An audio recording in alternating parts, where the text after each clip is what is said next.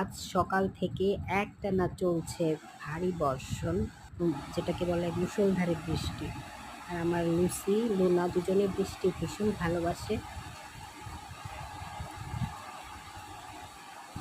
Lucy